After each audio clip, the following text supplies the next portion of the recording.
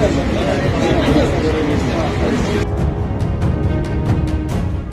হাসিনা পদত্যাগের খবর শুনে ঝালকাঠিতে বিক্ষুব্ধ জনতা সংসদ সদস্য ও ১৪ দলের মুখপাত্র আমির হোসেন আমুর বাড়িতে অগ্নিসংযোগ করেন।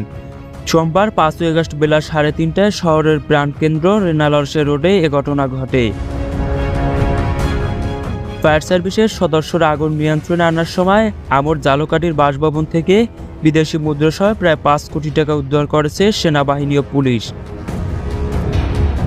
পুলিশ জানায়, সোমবার দিবাগত রাতে 12:30টার দিকে ঝালকাঠি শহরের রেনালস রোডে আমির হোসেন আমুর বাসভবনে আগুন নেভাতে এসে ফায়ার সার্ভিসের সদস্যরা লাগেজ ভর্তি টাকা দেখতে পান। পরে বিষয়টি সেনাবাহিনী ও পুলিশকে জানালে তারা এসে লাগেজ ভর্তি টাকা উদ্ধার করেন। ঝালকাঠি ফায়ার সার্ভিসের স্টেশন মাস্টার মোহাম্মদ শফিকুল ইসলাম জানান, ভবনটির ৩য় তলার কক্ষে অনেকগুলো কম্বলের লাগা আগুন নেভানোর সময় কিছু টাকার বান্ডিল বেরিয়ে আসে। এর সাথে কয়েকটি লাগেজ পাওয়া যায়।